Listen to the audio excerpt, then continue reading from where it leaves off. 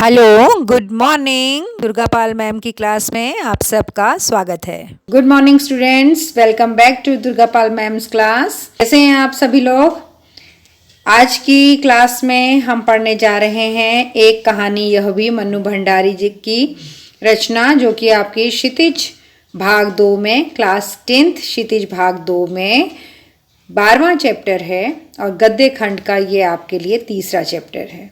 Video में हम आगे बढ़ें इससे पहले मैं आपको बता दूं कि कोई भी बच्चा क्लास मिस करके ना जाए, बीच में से बंक ना करे, क्योंकि इम्पॉर्टेंट बातें आपके ध्यान से निकल जाती हैं अगर आप बीच में क्लास को छोड़ते हैं। तो क्लास पूरी अटेंड करने के बाद प्लीज़ लाइक का बटन जरूर दबा दें और अपनी अटेंडेंस लगा दें, और अंत में एक अपना प्यारा सा कमेंट छोड़ना ना भूलें।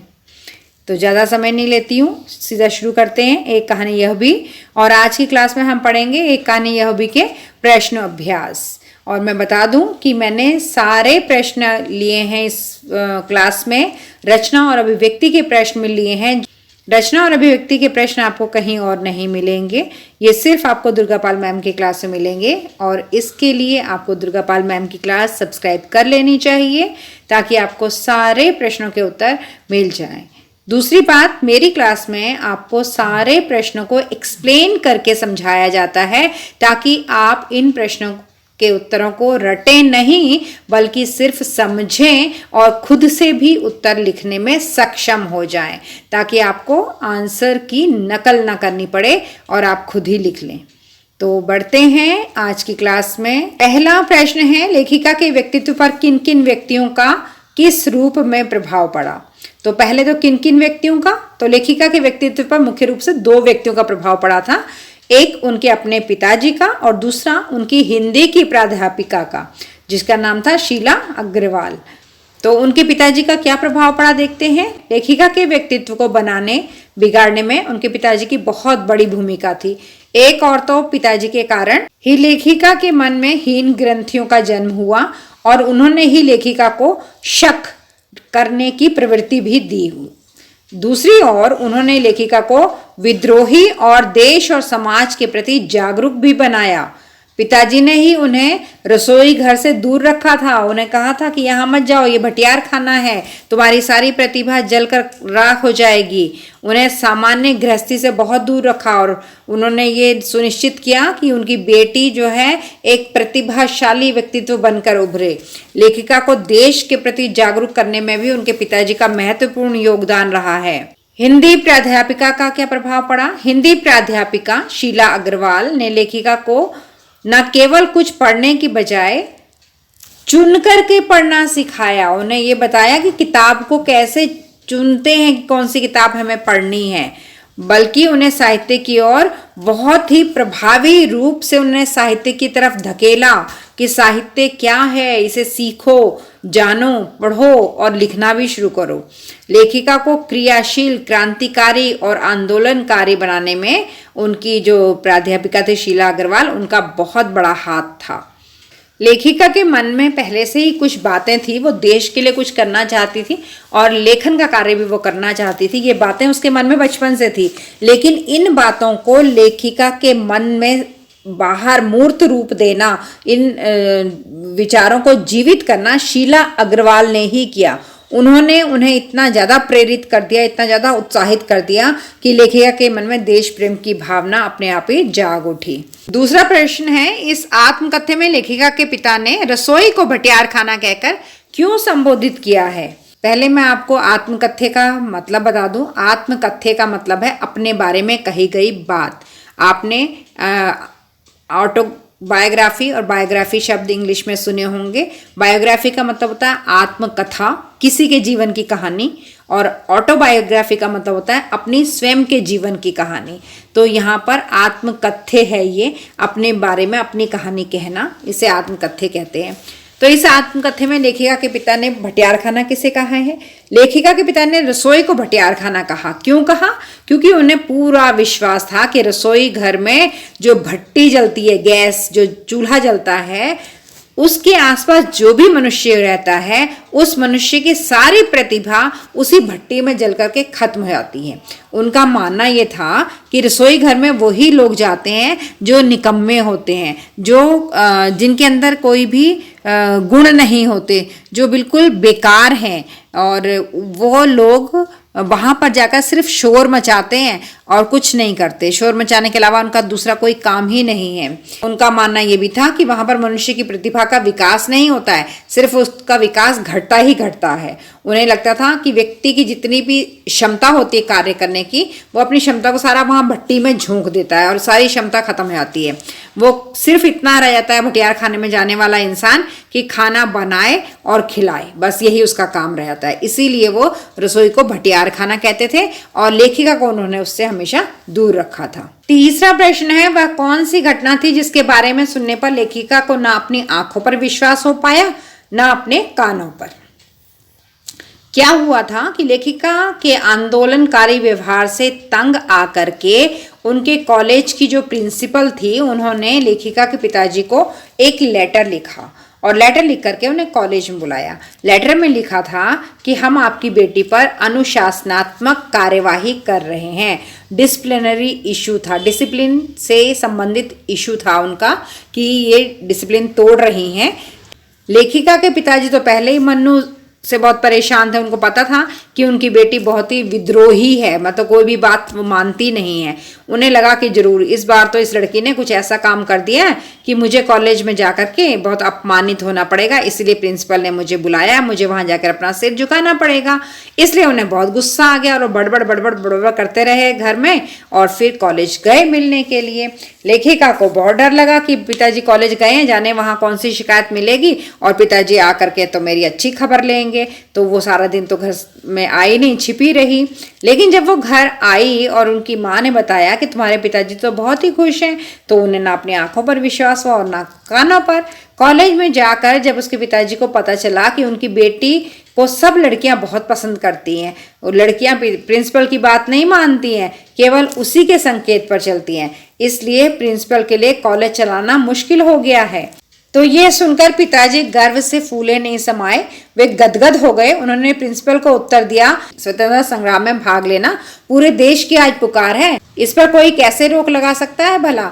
लेखिका पिता के मुंह से ऐसी अपनी प्रशंसा सुनकर अपनी आंखों और कानों पर विश्वास नहीं कर पाई थी। लेखिका की अपने पिता से वैचारिक टकराहट को अपने शब्दों में लिखिए। पहले आप लोग वैचारिक टकराहट का मीनिंग जान लीजिए। वैचारिक टकराहट का मतलब है विचारों का ना मिलना। लेखिका का अपने पिता से विचार नहीं मिलते थे। उनके पिता कहते थे घर के अंदर रहो, वो बाहर निकलना चाहती थी। उनके पिता को लड़कों के साथ बैठना, उठना, घूमना फिरना ये पसंद नहीं था, लेकिन लेखिका इसको बुरा नहीं मानती थी। तो इस तरह से उनके आपस में विचारों की टकराहट चलती रहती थी। तो आपको बताना है कि कहानी में कहाँ कहाँ उनके पिता से उनकी टकराहट हुई है। लेखिका की अपने पिता से वैचारिक टकराहट शुरू से ही थी। उनके पिता उनकी बड़ी बहन से हमेशा लेखिका की तुलना किया करते थे।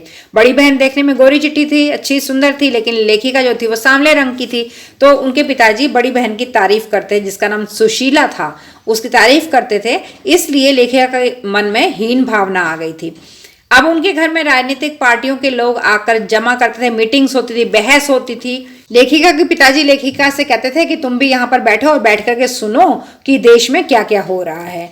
तो उनके मन में विद्रोह और जागरण के स्वर तो वो डालना चाहते थे लेखिका के मन में, ये सब बातें आए, लेकिन उन्हें सामाजिक और राजनीतिक रूप में सक्रिय नहीं बनने देना चाहते थे। वो नहीं चाहते थे कि ये राजनीति में जाए या फिर सामाजिक तौर पर बाहर निकल कर कुछ भी देश के लिए काम करे। इसके बावजूद लेखिका अंग्रेजों के विरुद्ध हड़ताल भी करती थी, जमकर नारेबाजी भी करती थी, जो इनके पिताजी को पसंद नहीं थी। लड़कों के साथ सड़कों पर घूमती फिरती भी थी। अपने पिताजी से विचारों की टकराहट इनकी बचपन से शुरू हुई और तब तक चलती रही जब तक कि इन्होंने खुद अपनी पसंद से शादी की। राजेंद्र यादव नाम के लड़के से लेखिका ने शादी की, जो इनकी अपनी पसंद की थी। तो उस समय भी इनकी अपने पिता के साथ टकराहट हुई। अगला प्रश्न है, इस आत्मकथ्य के आधार पर स्वाधीनता आंदोलन के परिदृश्य का चित्रण करते हुए उनमें मनु जी की भूमिका को रेखांकित कीजिए। प्रश्न समझना ज्यादा जरूरी है, तभी आप उत्तर लिख पाएंगे। तो इस आत्मकथा के आधार पर स्वाधीनता आंदोलन के परिदृश्य, परिदृश्य का मतलब होता है स्वाधीनता आंदोलन का जो सीन यहाँ क्रिएट किया गया है, जो सीन आपको दिखाया गया है कि उस समय क्या क्या हो रहा था स्वतंत्रता संग्राम में, हमारे देश को आजाद कराने के लिए लोग उस समय क्या कर रहे थे, उसमें मन्नू भंडारी ने क्या भूमिका निभाई, क्या किया उन्होंने। देखो बच्चों, स्वतंत्रता आंदोलन के दौरान पूरे देश में देशभक्ति की लहर दौड़ रही थी। युवकों के साथ साथ युवतियां भी सड़कों पर आकर प्रभात फेरियां निकाल रही थी, जुलूस निकाल रही थी और जुलूसों में खड़े होकर खूब नारेबाजियां कर रही थी, चाहे वो लड़के हों चाहे वो लड़कियां हों। 1945 में मन्नू ने भी 10वीं पास कर ली थी। अब वो फर्स्ट ईयर में आ गई थी और फर्स्ट ईयर में उनकी एक प्रोफेसर थी शीला अग्रवाल। उनकी प्रेरणा से लेखिका ने उस समय के स्वतंत्रता आंदोलन में सक्रिय रूप से भाग लेना शुरू कर दिया। अब वो भी जाने लगी उन आंदोलनों में, मीटिंग्स में। मन्नू कॉलेज की लड़कियों को इकट्ठा करके मैदान में आकर नारे लगाती थी। उनके घर में भी राजनीतिक पार्टियों के लोगों की लंबी बहसें तो हुआ ही करती थी, जिसे सुन करके वो भी विद्यार्थियों को इकट्ठा करके वैसे ही भाषण वहां पर दिया करती थी। इस बात की तारीफ डॉक्टर अंबालाल, जो इनके पिताजी के दोस्त थे, उन्होंने भी जाकर के मन्नू के पिताजी से की थी। इस प्रकार मन्नू ने छात्र छात्राओं को इकट्ठा करके नारेबाजी करके भाषण देकर उनके मन में अंग्रेजों के खिलाफ विद्रोह के बीज बोए और उन सबको इकट्ठा करके एक महत्वपूर्ण कार्य किया। तो ये तो थे आपके प्रश्न अभ्यास के प्रश्न, और अब हैं रचना और अभिव्यक्ति के प्रश्न, जो आपको कहीं और देखने को नहीं मिलेंगे। ये मत सोचिएगा कि ये प्रश्न नहीं पूछे जाते हैं, एग्जाम में ये प्रश्न भी पूछे जाते हैं। बस फर्क इतना है कि इन्हें बच्चों को अपने मन से खुद लिखना होता है, इसलिए बाकी किसी जगह पर आपको रचना और अभिव्यक्ति के प्रश्नों के उत्तर नहीं मिल पाते हैं। तो रचना और अभिव्यक्ति का पहला प्रश्न है, लेखिका ने बचपन में अपने भाइयों के साथ गिल्ली डंडा तथा पतंग उड़ाने जैसे खेल भी खेले, लेकिन लड़की होने के कारण उनका दायरा घर की चारदीवारी तक सीमित था। क्या आज भी लड़कियों के लिए स्थितियां ऐसी ही हैं या बदल गई हैं? अपने परिवेश के आधार पर लिखिए।